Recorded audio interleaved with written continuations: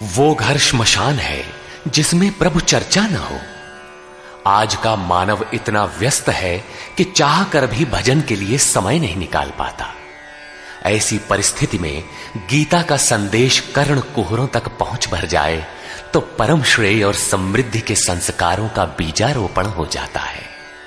भगवान की वाणी के इन कैसेटों से दिन भर उस परम प्रभु का स्मरण बना रहेगा और यही भजन की आधारशिला है।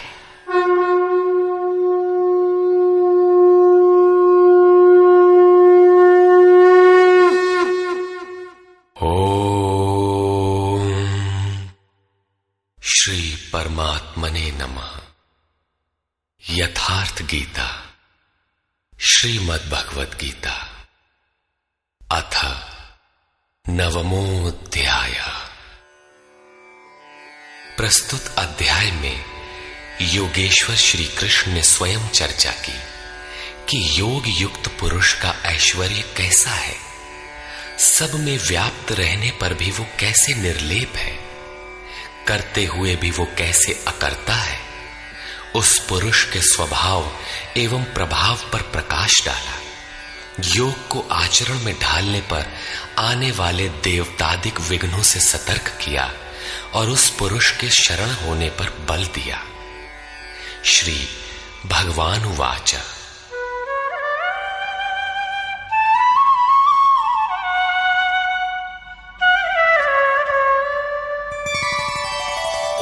इदन्तु ते गुह्यतमम् प्रवक्ष्याम्यनसूयवे ज्ञानं विज्ञानसहितं यज्ञात्वा मोक्ष्यसे शुभात्। योगेश्वर श्री कृष्ण ने कहा, अर्जुन, असूया अर्थात डाह ईर्ष्या रहित तेरे लिए मैं इस परम गोपनीय ज्ञान को विज्ञान सहित कहूंगा, अर्थात प्राप्ति के पश्चात महापुरुष की रहनी के साथ कहूंगा कि कैसे वो महापुरुष सर्वत्र एक साथ कर्म करता है, कैसे वो जागृति प्रदान करता है, रथी बनकर आत्मा के साथ कैसे सदैव रहता है। यत् ज्ञात्वा, जिसे साक्षात जानकर तू दुख रूपी संसार से मुक्त हो जाएगा। वो ज्ञान कैसा है, इस पर कहते हैं, राजविद्या राजगुह्यं पवित्रमिदमुत्तमम् प्रत्यक्षावगमं धर्म्यं सुसुखं कर्तुमव्ययम्। विज्ञान से संयुक्त ये ज्ञान सभी विद्याओं का राजा है। विद्या का अर्थ भाषा ज्ञान अथवा शिक्षा नहीं है। विद्या ही का ब्रह्म गति प्रदाया सा विद्या या विमुक्तये। विद्या उसे कहते हैं कि जिसके पास आए उसे उठाकर ब्रह्म पथ पर चलाते हुए मोक्ष प्रदान कर दे। यदि रास्ते में रिद्धियों सिद्धियों अथवा प्रकृति में कहीं उलझ गया तो सिद्ध है कि अविद्या सफल हो गई। वो विद्या नहीं है। ये राजविद्या ऐसी है जो निश्चित कल्याण करने वाली है। ये सभी गोपनीयों का राजा है। अविद्या और विद्या के अवगुंठन का अनावरण होने पर योग युक्तता के पश्चात ही इससे मिलन होता है। ये अति पवित्र, उत्तम और प्रत्यक्ष फल वाला है। इधर करो उधर लो, ऐसा प्रत्यक्ष फल वाला है। ये अंधविश्वास नहीं है कि इस जन्म में साधन करो, फल कभी दूसरे जन्मों में मिलेगा। ये परम धर्म परमात्मा से संयुक्त है। विज्ञान सहित ये ज्ञान करने में सरल और अविनाशी है। अश्रद्धाना पुरुषा धर्मस्यास्य परन्तप अप्राप्य मां निवर्तन्ते मृत्यु संसार वर्त्मनि। परंतप अर्जुन, इस धर्म में अर्थात जिसका थोड़ा भी साधन करने पर विनाश नहीं होता, श्रद्धा रहित पुरुष मुझे प्राप्त न होकर संसार क्षेत्र में भ्रमण करता ही रहता है। अतः श्रद्धा अनिवार्य है। क्या आप संसार से परे हैं? इस पर कहते हैं, मया ततमिदं सर्वं जगदव्यक्तमूर्तिना मत्स्थानि सर्वभूतानि न चाहं तेष्वस्थितः। मुझ अव्यक्त स्वरूप से ये सब जगत व्याप्त है, अर्थात मैं जिस स्वरूप में स्थित हूं वो सर्वत्र व्याप्त है। सभी प्राणी मुझ में स्थान पाए हैं, किंतु मैं उनमें स्थित नहीं हूं, क्योंकि मैं अव्यक्त स्वरूप में स्थित हूं। महापुरुष जिस अव्यक्त स्वरूप में स्थित हैं, वहीं से अर्थात शरीर छोड़कर उसी अव्यक्त स्तर से ही बात करते हैं। इसी क्रम में आगे कहते हैं, न च मत्स्थानि भूतानि पश्य मे योगमैश्वरम् भूतभृन्न च भूतस्थो ममात्मा भूतभावनः। वस्तुतः सब भूत भी मुझ में स्थित नहीं है, क्योंकि वे मरण धर्मा है, प्रकृति के आश्रित हैं। किंतु मेरे योग माया के ऐश्वर्य को देख कि जीवधारियों को उत्पन्न और पोषण करने वाला मेरा आत्मा भूतों में स्थित नहीं है। मैं आत्म स्वरूप हूं, इसलिए मैं उन भूतों में स्थित नहीं हूं। यही योग का प्रभाव है। इसको स्पष्ट करने के लिए योगेश्वर श्री कृष्ण दृष्टांत देते हैं। यथाकाशस्थितो नित्यं वायुः सर्वत्र गोमहान् तथा सर्वाणि भूतानि मत्स्थानीत्युपधारय। जैसे आकाश में ही उत्पन्न होने वाला महान वायु आकाश में सदैव स्थित है, किंतु उसे मलिन नहीं कर पाता, ठीक वैसे ही संपूर्ण भूत मुझ में स्थित है, ऐसा जान। ठीक इसी प्रकार मैं आकाशवत निर्लेप हूं, वे मुझे मलिन नहीं कर पाते। प्रश्न पूरा हुआ। यही योग का प्रभाव है। अब योगी करता क्या है, इस पर कहते हैं,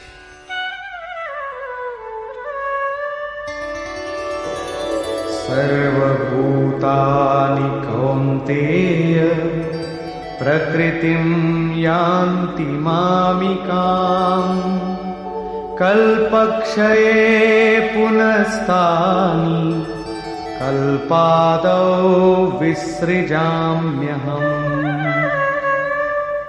अर्जुन, कल्प के विलय काल में सब भूत मेरी प्रकृति अर्थात मेरे स्वभाव को प्राप्त होते हैं, और कल्प के आदि में मैं उनको बार बार विसृजामि विशेष रूप से सृजन करता हूं।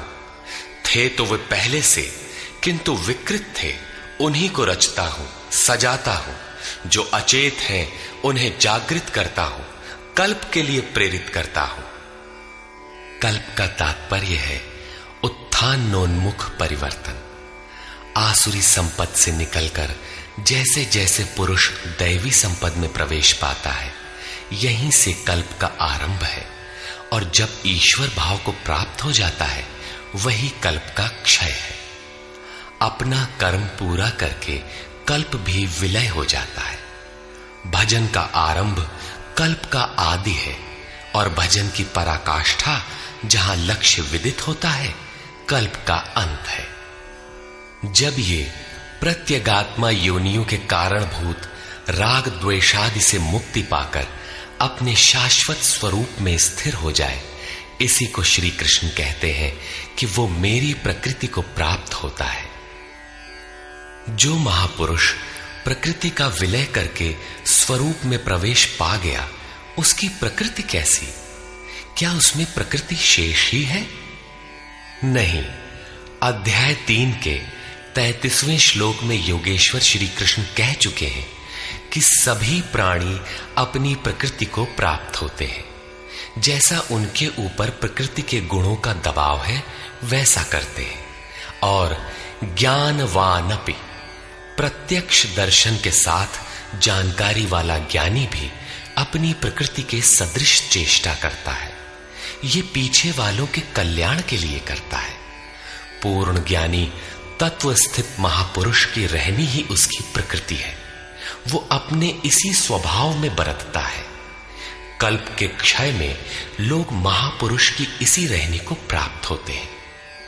महापुरुष के इसी कृतित्व पर पुनः प्रकाश डालते हैं।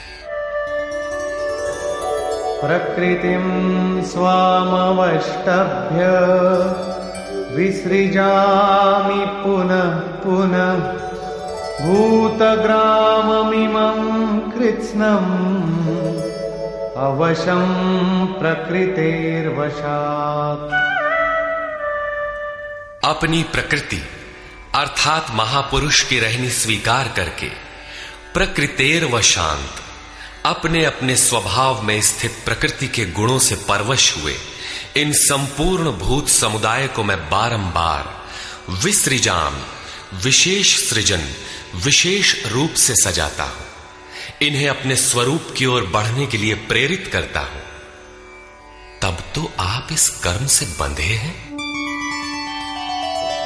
न च मां तानि कर्माणि निबध्नन्ति धनञ्जय उदासीनवदासीनम् असक्तं तेषु कर्मसु।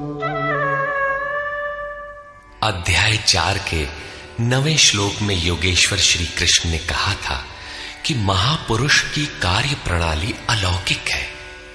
अध्याय 9 के 4थे श्लोक में बताया, मैं अव्यक्त रूप से करता हूं। यहां भी वही कहते हैं, धनंजय, जिन कर्मों को मैं अदृश्य रूप से करता हूं उसमें मेरी आसक्ति नहीं है। उदासीन के सदृश स्थित रहने वाले मुझ परमात्म स्वरूप को वे कर्म नहीं बांधते, क्योंकि कर्म के परिणाम में जो लक्ष्य मिलता है उसमें मैं स्थित हूं। इसलिए उन्हें करने के लिए मैं विवश नहीं हूं। ये तो स्वभाव के साथ जुड़ी प्रकृति के कार्यों का प्रश्न था। महापुरुष की रहनी थी, उनकी रचना थी। अब मेरे अध्यास से जो माया रचती है वो क्या है? वो भी एक कल्प है। मयाध्यक्षेण प्रकृतिः सूयते सचराचरम् हेतुनानेन कौन्तेय जगत् विपरिवर्तते। अर्जुन, मेरी अध्यक्षता में अर्थात मेरी उपस्थिति में सर्वत्र व्याप्त मेरे अध्यास से ये माया अर्थात त्रिगुणमयी प्रकृति, अष्टधा मूल प्रकृति और चेतन दोनों चराचर सहित जगत को रचती है, जो क्षुद्र कल्प है। और इसी कारण से यह संसार आवागमन के चक्र में घूमता रहता है। प्रकृति का यह क्षुद्र कल्प जिसमें काल का परिवर्तन है, मेरे अध्यास से प्रकृति ही करती है, मैं नहीं करता। किंतु 7वें श्लोक का कल्प आराधना का संचार एवं पूर्ति पर्यंत मार्गदर्शन वाला कल्प महापुरुष स्वयं करते हैं। एक स्थान पर वे स्वयं करता है जहां वे विशेष रूप से सृजन करते हैं। यहां कर्ता प्रकृति है, जो केवल मेरे आभास से ये क्षणिक परिवर्तन करती है, जिसमें शरीरों का परिवर्तन, काल परिवर्तन, युग परिवर्तन इत्यादि आते हैं। ऐसा व्याप्त प्रभाव होने पर भी मूढ़ लोग मुझे नहीं जानते। यथा अवजानन्ति मां मूढ़ा मानुषीं तनुमाश्रितम् परं भावमजानन्तो मम भूतमहेश्वरम्। संपूर्ण भूतों के महान ईश्वर रूप मेरे परम भाव को न जानने वाले मूढ़ लोग मुझे मनुष्य शरीर के आधार वाला और तुच्छ समझते हैं। संपूर्ण प्राणियों के ईश्वरों का भी जो महान ईश्वर है, उस परम भाव में मैं स्थित हूं, किंतु हूं मनुष्य शरीरधारी। मूढ़ लोग इसे नहीं जानते, वे मुझे मनुष्य कहकर संबोधित करते हैं। उनका दोष भी क्या है? जब वे दृष्टिपात करते हैं तो महापुरुष का शरीर ही तो दिखाई पड़ता है। कैसे वे समझे कि आप महान ईश्वर भाव में स्थित हैं? वे क्यों नहीं देख पाते? इस पर कहते हैं, मोघाशा मोघ कर्माणो मोघ ज्ञानाविचेतसः राक्षसीमासुरीं चैव प्रकृतिं मोहिनीं श्रिताः। वे वृथा आशा अर्थात जो कभी पूर्ण न हो ऐसी आशा, वृथा कर्म अर्थात बंधनकारी कर्म, वृथा ज्ञान अर्थात जो वस्तुतः अज्ञान है, विचेतसः विशेष रूप से अचेत हुए राक्षसों और असुरों के से मोहित होने वाले स्वभाव को धारण किए होते हैं, अर्थात आसुरी स्वभाव वाले होते हैं, इसलिए मनुष्य समझते हैं। असुर और राक्षस मन का एक स्वभाव है, न कि कोई जाति या योनि। आसुरी स्वभाव वाले मुझे नहीं जान पाते, किंतु महात्मा जन मुझे जानते और भजते हैं। महात्मानस्तु मां पार्थ दैवीं प्रकृतिमाश्रिताः भजन्त्यनन्यमनसो ज्ञात्वा भूतादिमौ व्ययम्। हे पार्थ, परंतु दैवी प्रकृति अर्थात दैवी संपत्ति के आश्रित हुए महात्मा जन मुझे सब भूतों का आदिकरण अव्यक्त और अक्षर जानकर अनन्य मन से अर्थात मन के अंतराल में किसी अन्य को स्थान न देकर केवल मुझ में श्रद्धा रखकर निरंतर मुझे भजते हैं। किस प्रकार भजते हैं? इस पर कहते हैं, सततं कीर्तयन्तो मां यतन्तश्च दृढव्रताः नमस्यन्तश्च मां भक्त्या नित्ययुक्ता उपासते। वे निरंतर चिंतन के व्रत में अचल रहते हुए मेरे गुणों का चिंतन करते हैं, प्राप्ति के यत्न करते हैं और मुझे बारंबार नमस्कार करते हुए सदैव मुझसे संयुक्त होकर अनन्य भक्ति से मुझे उपासते हैं, अविरल लगे रहते हैं। कौन सी उपासना करते हैं? कैसा है ये कीर्ति ज्ञान? कोई दूसरी उपासना नहीं, वरन वही यज्ञ जिसे विस्तार से बता आए हैं, उसी आराधना को यहां संक्षेप में योगेश्वर श्री कृष्ण दोहरा रहे हैं। ज्ञानयज्ञेन चाप्यन्ये यजन्तो मामुपासते एकत्वेन पृथक्त्वेन बहुधा विश्वतो मुखम्। उनमें से कोई तो मुझ सर्वव्याप्त विराट परमात्मा को ज्ञान यज्ञ द्वारा यजन करते हैं, अर्थात अपनी लाभ हानि और शक्ति को समझकर इसी नियत कर्म यज्ञ में प्रवृत्त होते हैं। कुछ एकत्व भाव से मेरी उपासना करते हैं कि मुझे इसी में एक होना है, और दूसरे सब कुछ मुझे अलग रखकर मुझे समर्पण करके निष्काम सेवा भाव से मुझे उपासते हैं तथा बहुत प्रकार से उपासते हैं, क्योंकि एक ही यज्ञ के ये सभी ऊंचे नीचे स्तर हैं। यज्ञ का आरंभ सेवा से ही होता है, किंतु उसका अनुष्ठान होता कैसे है? योगेश्वर श्री कृष्ण कहते हैं, यज्ञ मैं करता हूं। यदि महापुरुष रथी न हो तो यज्ञ पार नहीं लगेगा। उन्हीं के निर्देशन में साधक समझ पाता है कि अब वो किस स्तर पर है, कहां तक पहुंच सका है। वस्तुतः यज्ञ करता कौन है? इस पर योगेश्वर श्री कृष्ण कहते हैं, अहं क्रतुरहं यज्ञः स्वधाहमहमौषधम् मन्त्रोऽहमहमेवाज्यम् अहमग्निरहं हुतम्। कर्ता मैं हूं। वस्तुतः कर्ता के पीछे प्रेरक के रूप में सदैव संचालित करने वाला इष्ट ही है। कर्ता द्वारा जो पार लगता है मेरी देन है। यज्ञ मैं हूं। यज्ञ आराधना की विधि विशेष है।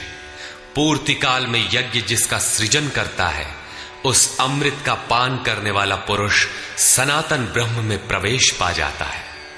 स्वधा मैं हूं अर्थात अतीत के अनंत संस्कारों का विलय करना, उन्हें तृप्त कर देना मेरी देन है। भवरोग को मिटाने वाली औषधि मैं हूं। मुझे पाकर लोग इस रोग से निवृत्त हो जाते हैं। मंत्र मैं हूं। मन को श्वास के अंतराल में निरोध करना मेरी देन है। इस निरोध क्रिया में तीव्रता लाने वाली वस्तु आज्य अर्थात हवि भी मैं हूं। अग्नि मैं हूं। मेरे ही प्रकाश में मन की सभी प्रवृत्तियां विलय होती हैं तथा हवन अर्थात समर्पण भी मैं ही हूं। यहां योगेश्वर श्री कृष्ण बार बार मैं हूं कह रहे हैं। इसका आशय मात्र इतना है कि मैं ही प्रेरक के रूप में आत्मा से अभिन्न होकर खड़ा हो जाता हूं तथा निरंतर निर्णय देते हुए योग क्रिया को पूर्ण कराता हूं। इसी का नाम विज्ञान है। पूज्य महाराज जी कहा करते थे कि जब तक इष्ट देव रथी होकर श्वास प्रश्वास पर रोकथाम न करने लगे तब तक भजन आरंभ ही नहीं होता। कोई लाख आंख मूंदे भजन करे, शरीर को तपा डाले, लेकिन जब तक जिस परमात्मा की हमें चाह है वो जिस सतह पर हम खड़े हैं उस स्तर पर उतरकर आत्मा से अभिन्न होकर जागृत नहीं हो जाता तब तक सही मात्रा में भजन का स्वरूप समझ में नहीं आता। इसीलिए महाराज जी कहते थे, मेरे स्वरूप को पकड़ो मैं सब दूंगा। श्री कृष्ण कहते हैं सब मुझसे होता है।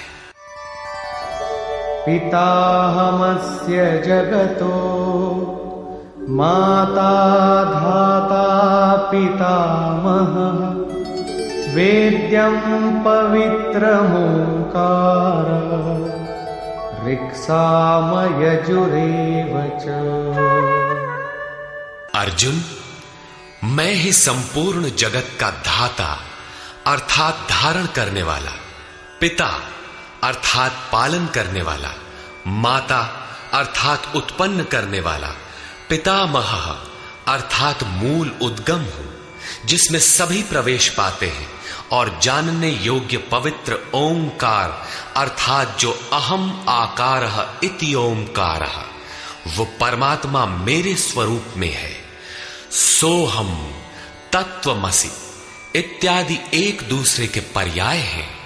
ऐसा जानने योग्य स्वरूप मैं ही हूं। ऋक् अर्थात संपूर्ण प्रार्थना, साम अर्थात समत्व दिलाने वाली प्रक्रिया, यजुः अर्थात यजन की विधि विशेष भी मैं ही हूं। योग अनुष्ठान के उक्त तीनों आवश्यक अंग मुझसे होते हैं। गतिर्भर्ता प्रभु साक्षी निवास शरणं सुहृत् प्रभवः प्रलय स्थानं निधानं बीजमव्ययम्।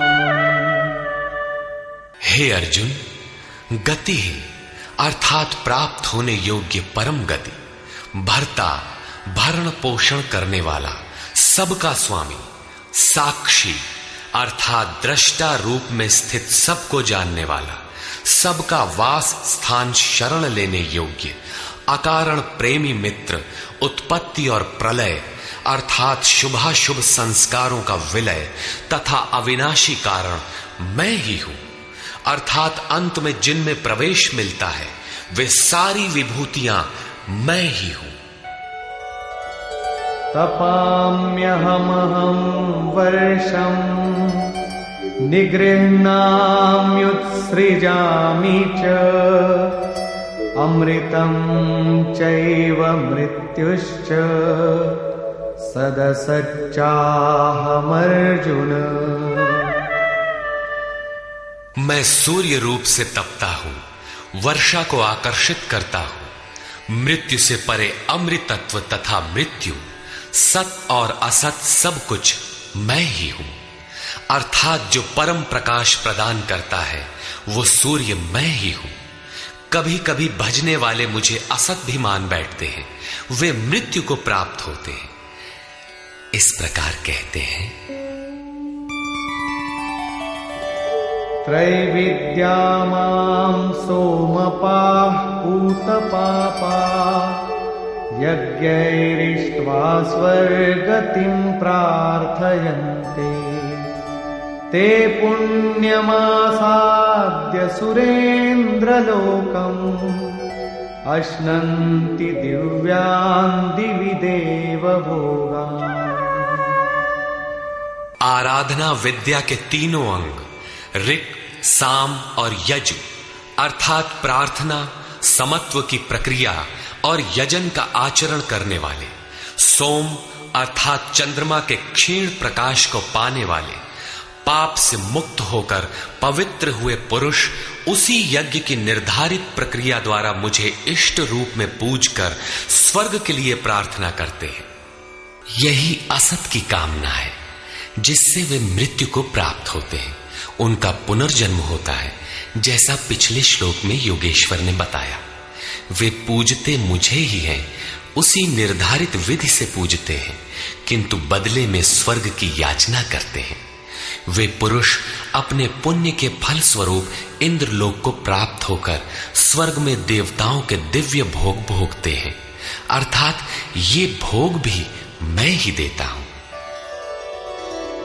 ते तं भुक्त्वा स्वर्गलोकं विशालम् क्षीणे पुण्ये मर्त्यलोकं विशन्ति एवं त्रयी धर्ममनुप्रपन्ना गतागतं काम कामा लभन्ते। वे उस विशाल स्वर्ग को भोग कर पुण्य क्षीण होने पर मृत्युलोक अर्थात जन्म मृत्यु को प्राप्त होते हैं। इस प्रकार त्रयी धर्मम प्रार्थना, समत्व एवं यजन की तीनों विधियों से एक ही यज्ञ का अनुष्ठान करने वाले मेरे शरण हुए भी कामना वाले पुरुष बारंबार जाने आने को अर्थात पुनर्जन्म को प्राप्त होते हैं। अतः किसी प्रकार की कामना नहीं करनी चाहिए। जो कामना नहीं करते उन्हें क्या मिलता है? अनन्याश्चिन्तयन्तो मां ये जनाः पर्युपासते तेषां नित्याभियुक्तानां योगक्षेमं वहाम्यहम्। अनन्य भाव से मुझ में स्थित भक्तजन मुझ परमात्म स्वरूप का निरंतर चिंतन करते हैं। पर्युपासते लेश मात्र भी त्रुटि न रखकर मुझे उपासते हैं। उन नित्य एक ही भाव से संयुक्त हुए पुरुषों का योगक्षेम मैं स्वयं वहन करता हूं, अर्थात उनके योग की सुरक्षा की सारी जिम्मेदारी मैं अपने हाथ में लेता हूं। इतना होने पर भी लोग अन्य देवताओं को भजते हैं। येऽप्यन्य देवता भक्ता यजन्ते श्रद्धयान्विताः तेऽपि मामेव कौन्तेय यजन्त्यविधिपूर्वकम्। कौन्तेय, श्रद्धा से युक्त हुए जो भक्त दूसरे दूसरे देवताओं को पूजते हैं वे भी मुझे ही पूजते हैं, किंतु उनका वो पूजना अविधि पूर्वक है। मेरी प्राप्ति की विधि से रहित है। यहां योगेश्वर श्री कृष्ण ने दूसरी बार देवताओं के प्रकरण को लिया है। सर्वप्रथम अध्याय 7 के 20वें से 23वें श्लोक तक उन्होंने कहा, अर्जुन, कामनाओं द्वारा जिनके ज्ञान का अपहरण कर लिया गया है, ऐसे मूढ़ बुद्धि पुरुष अन्य देवताओं की पूजा करते हैं, और जहां पूजा करते हैं वहां देवता नाम की सक्षम सत्ता तो है नहीं, परंतु पीपल, पत्थर, भूत, भवानी अथवा अन्यत्र जहां उनकी श्रद्धा झुक जाती है वहां कोई देवता नहीं है। मैं ही सर्वत्र हूं। उस स्थान पर मैं ही खड़ा होकर उनकी देव श्रद्धा को उन स्थानों पर स्थिर करता हूं। मैं ही फल का विधान करता हूं, फल देता हूं। फल निश्चित मिलता है, किंतु उनका फल नाशवान है। आज है तो कल भोगने में आ जाएगा, नष्ट हो जाएगा, जबकि मेरा भक्त नष्ट नहीं होता। अतः वे मूढ़ बुद्धि जिनके ज्ञान का अपहरण हो गया है वही अन्य देवता की पूजा करते हैं। प्रस्तुत अध्याय 9 के 23 से 25वें श्लोक तक योगेश्वर श्री कृष्ण पुनः दोहराते हैं, अर्जुन, जो श्रद्धा से अन्य अन्य देवताओं को पूजते हैं वे मुझे ही पूजते हैं, किंतु अविधि पूर्वक है। अब प्रश्न उठता है कि जब वे भी प्रकारांतर से आपको ही पूजते हैं और फल भी मिलता ही है, तो दोष क्या है? अहम हि सर्वयज्ञानां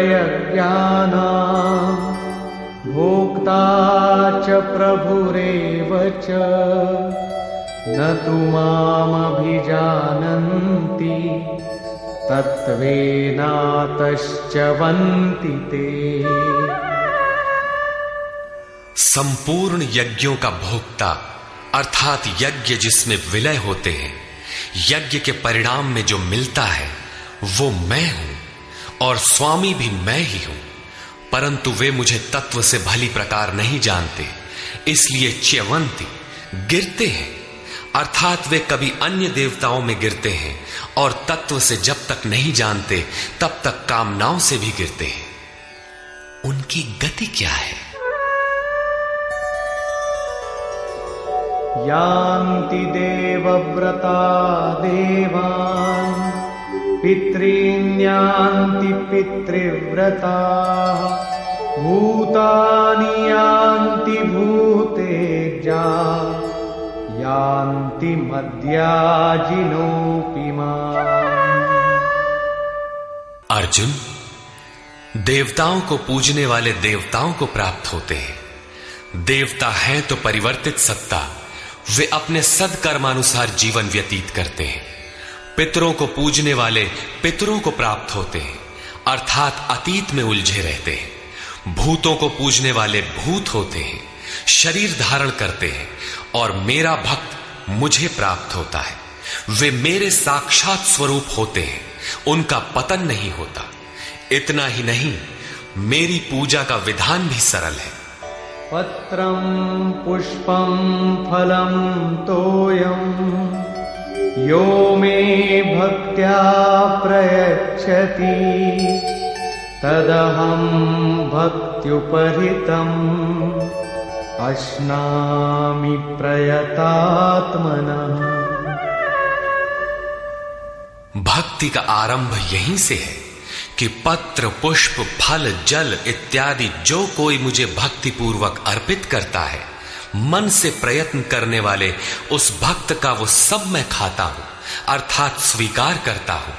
इसलिए यत्करोषि यदश्नासि यज्जुहोषि ददासि यत्तपस्यसि कौन्तेय तत्कुरुष्व मदर्पणम्। अर्जुन, तू जो कर्म अर्थात यथार्थ कर्म करता है, जो खाता है, जो हवन करता है, समर्पण करता है, दान देता है, मन सहित इंद्रियों को जो मेरे अनुरूप तपाता है, वो सब मुझे अर्पण कर, अर्थात मेरे प्रति समर्पित होकर ये सब कर। समर्पण करने से योग के क्षेत्र की जिम्मेदारी मैं ले लूंगा।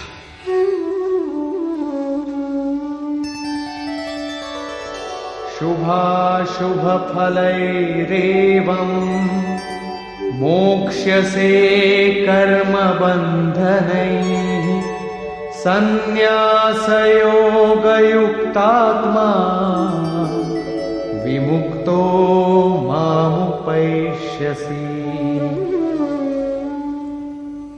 इस प्रकार सर्वस्व के न्यास संन्यास योग से युक्त हुआ तू शुभाशुभ फलदाता कर्मों के बंधन से मुक्त होकर मुझे प्राप्त होगा।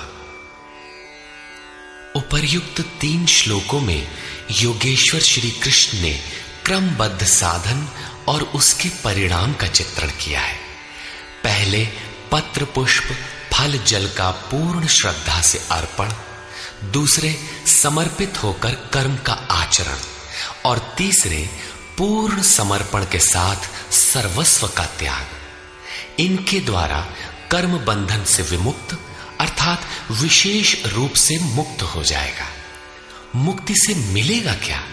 बताया मुझे प्राप्त होगा। यहां मुक्ति और प्राप्ति एक दूसरे के पूरक है। आपकी प्राप्ति ही मुक्ति है, तो उससे लाभ इस पर कहते हैं समोहं सर्वभूतेषु न मे द्वेषोऽस्ति न प्रियः ये भजन्ति तु मां भक्त्या मयि ते तेषु चाप्यहम्।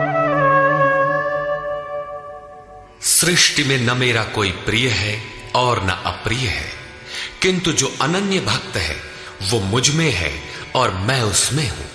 यही मेरा एकमात्र रिश्ता है, उसमें परिपूर्ण हो जाता हूं। मुझ में और उसमें कोई अंतर नहीं रह जाता। तब तो बहुत भाग्यशाली लोग ही भजन करते होंगे। भजन करने का अधिकार किसे है? इस पर योगेश्वर श्री कृष्ण कहते हैं अपि चेत् सुदुराचारो भजते मामनन्यभाक् साधुरेव समन्तव्यः सम्यग् व्यवसितो हि सः। यदि अत्यंत दुराचारी भी अनन्य भाव से अर्थात अन्य धन न, मेरे सिवाय किसी अन्य वस्तु या देवता को न भजकर केवल मुझे ही निरंतर भजता है, वो साधु ही मानने योग्य है। अभी वो साधु हुआ नहीं है, किंतु उसके हो जाने में संदेह भी नहीं है, क्योंकि वो यथार्थ निश्चय से लग गया है। अतः भजन आप भी कर सकते हैं, बशर्ते कि आप मनुष्य हो, क्योंकि मनुष्य ही यथार्थ निश्चय वाला है। गीता पापियों का उद्धार करती है और वो पथिक क्षिप्रं भवति धर्मात्मा शश्वच्छान्तिं निगच्छति कौन्तेय प्रतिजानीहि न मे भक्तः प्रणश्यति। इस भजन के प्रभाव से वो दुराचारी भी शीघ्र ही धर्मात्मा हो जाता है, परम धर्म परमात्मा से संयुक्त हो जाता है तथा सदैव रहने वाली परम शांति को प्राप्त होता है। कौन्तेय, तो निश्चय पूर्वक सत्य जान कि मेरा भक्त कभी नष्ट नहीं होता। यदि एक जन्म में पार नहीं लगा तो अगले जन्मों में भी वही साधन करके शीघ्र ही परम शांति को प्राप्त होता है। अतः सदाचारी दुराचारी सभी को भजन करने का अधिकार है। इतना ही नहीं, अपितु मां हि पार्थ व्यपाश्रित्य येऽपि स्युः पापयोनयः स्त्रियो वैश्यास्तथा शूद्राः तेऽपि यान्ति परां गतिम्। पार्थ, स्त्री वैश्य शूद्रादि तथा जो कोई पाप योनि वाले भी हों, वे सभी मेरे आश्रित होकर परम गति को प्राप्त होते हैं। अतः ये गीता मनुष्य मात्र के लिए है, चाहे वो कुछ भी करता हो, कहीं भी पैदा हुआ हो, सबके लिए ये एक समान कल्याण का उपदेश करती है। गीता सार्वभौम है। पाप योनि अध्याय 16 के 7वें से 21वें श्लोक तक आसुरी वृत्ति के लक्षणों के अंतर्गत भगवान ने बताया कि जो शास्त्र विधि का त्याग कर नाम मात्र के यज्ञों द्वारा दंभ से यजन करते हैं, वे नरों में अधम है। यज्ञ है नहीं किंतु नाम दे रखा है और दंभ से यजन करता है, वो क्रूर कर्मी और पापाचारी अर्थात पाप योनि है। वैश्य शूद्र भगवत पथ की सीढ़ियां हैं। स्त्रियों के प्रति कभी सम्मान कभी हीनता की भावना रही है, किंतु योग प्रक्रिया में स्त्री और पुरुष दोनों का समान ही प्रवेश है। किम पुनर्ब्राह्मणा पुण्या भक्ता राजर्षयस्तथा अनित्यमसुखं लोकम् इमं प्राप्य भजस्व माम्।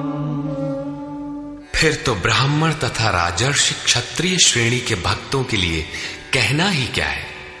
ब्राह्मण एक अवस्था विशेष है जिसमें ब्रह्म में प्रवेश दिला देने वाली सारी योग्यताएं विद्यमान है। शांति, आर्जव, अनुभवी, उपलब्धि, ध्यान और इष्ट के निर्देशन पर जिसमें चलने की क्षमता है, यही ब्राह्मण की अवस्था है। राजर्षि क्षत्रिय में रिद्धियों सिद्धियों का संचार, शौर्य, स्वामी भाव, पीछे न हटने का स्वभाव रहता है। इस योग स्तर पर पहुंचे हुए योगी तो पार होते ही हैं, उनके लिए क्या कहना है। अतः अर्जुन, तू सुख रहित क्षण भंगुर इस मनुष्य शरीर को प्राप्त होकर मेरा ही भजन कर। इस नश्वर शरीर के ममत्व पोषण में समय नष्ट न कर। अतः वे भजन की धारणा पर प्रोत्साहन देते हैं। मन्मना भव मद्भक्तो मद्याजी मां नमस्कुरु मामे वैश्यसि युक्त्वैवम् आत्मानं मत्परायणः।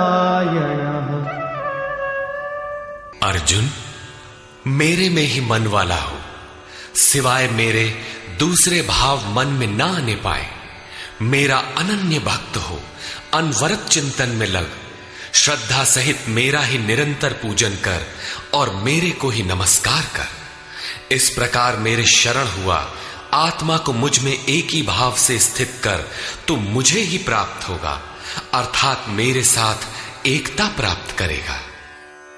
निष्कर्ष, इस अध्याय के आरंभ में श्री कृष्ण ने कहा, अर्जुन, तुझ दोष रहित भक्त के लिए मैं इस ज्ञान को विज्ञान सहित कहूंगा, जिसे जानकर कुछ भी जानना शेष नहीं रहेगा। इसे जानकर तू संसार बंधन से छूट जाएगा। यह ज्ञान संपूर्ण विद्याओं का राजा है। विद्या वह है जो परब्रह्म में प्रवेश दिलाए। यह ज्ञान उसका भी राजा है, अर्थात निश्चित कल्याण करने वाला है। यह संपूर्ण गोपनीयों का भी राजा है। गोपनीय वस्तु को भी प्रत्यक्ष कराने वाला है। यह प्रत्यक्ष फल वाला, साधन करने में सुगम और अविनाशी है।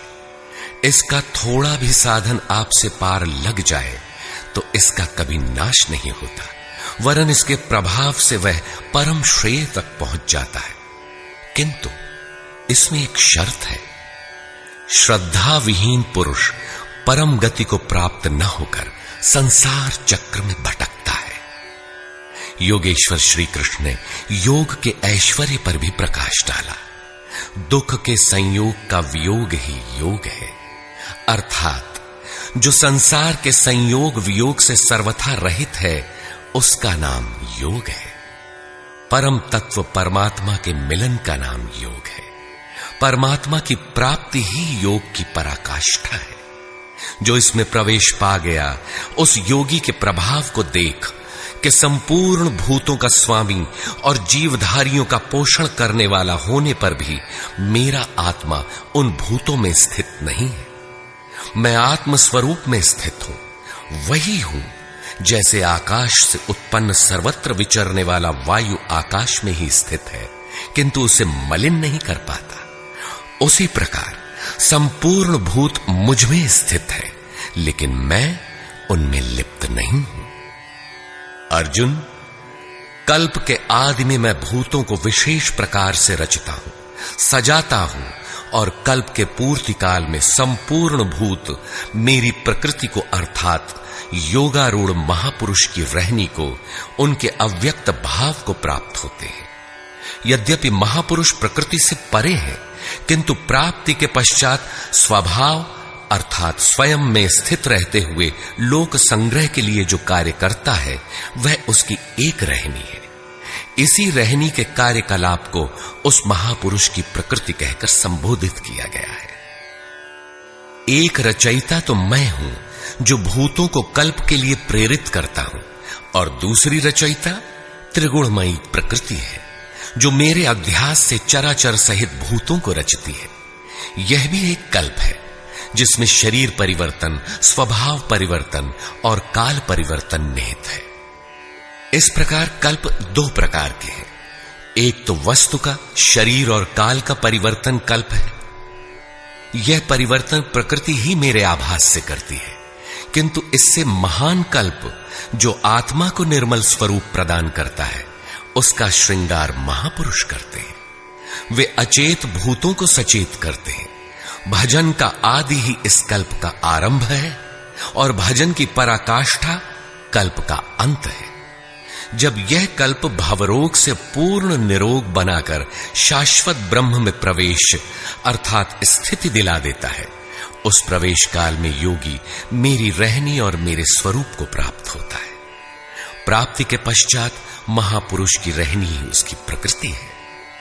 योगेश्वर श्री कृष्ण कहते हैं, अर्जुन, मूढ़ लोग मुझे नहीं जानते, मुझ ईश्वरों के ईश्वर को भी तुच्छ समझते हैं, साधारण मनुष्य मानते हैं। प्रत्येक महापुरुष के साथ यह विडंबना रही है कि तत्कालीन समाज ने उनकी उपेक्षा की, उनका डटकर विरोध हुआ। श्री कृष्ण भी इसके अपवाद नहीं थे। वे कहते हैं, मैं परम भाव में स्थित हूं, किंतु शरीर मेरा भी मनुष्य का ही है। अतः मूढ़ पुरुष मुझे तुच्छ कहकर, मनुष्य कहकर संबोधित करते हैं। ऐसे लोग व्यर्थ आशा वाले, व्यर्थ कर्म वाले, व्यर्थ ज्ञान वाले हैं कि कुछ भी करें और कह दें कि हम तो कामना नहीं करते, हो गए निष्काम कर्मयोगी। वे आसुरी स्वभाव वाले मुझे नहीं परख पाते, किंतु दैवी संपत्ति को प्राप्त जन अनन्य भाव से मेरा ध्यान करते हैं, मेरे गुणों का निरंतर चिंतन करते हैं। अनन्य उपासना अर्थात यज्ञार्थ कर्म के दो ही मार्ग हैं। पहला है ज्ञान मार्ग अर्थात अपने भरोसे, अपनी शक्ति को समझकर उसी नियत कर्म में प्रवृत्त होना, और दूसरी विधि स्वामी सेवक भावना की है, जिसमें सद्गुरु के प्रति समर्पित होकर वही कर्म किया जाता है। इन्हीं दो दृष्टियों से लोग मुझे उपासते हैं, किंतु उनके द्वारा जो पार लगता है वह यज्ञ, वह हवन, वह कर्ता, श्रद्धा और औषधि जिससे भावरोग की चिकित्सा होती है, मैं ही हूं। अंत में जो गति प्राप्त होती है वह गति भी मैं ही हूं। इसी यज्ञ को लोग त्रैविद्या, प्रार्थना, यजन और समत्व दिलाने वाली विधियों से संपादित करते हैं, किंतु बदले में स्वर्ग की कामना करते हैं। तो मैं स्वर्ग भी देता हूं।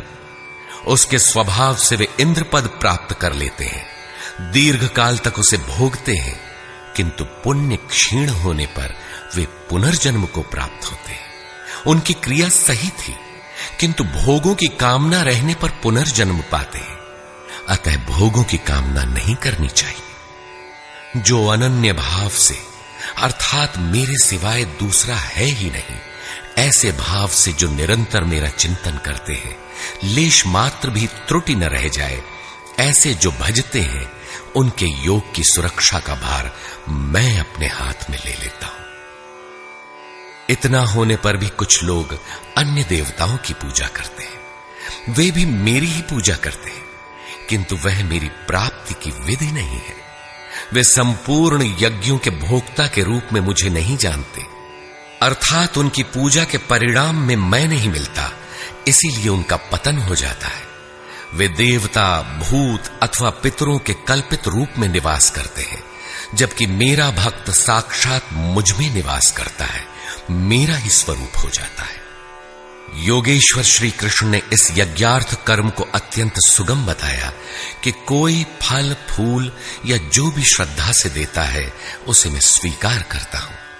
अतः अर्जुन, तू जो कुछ आराधना करता है मुझे समर्पित कर।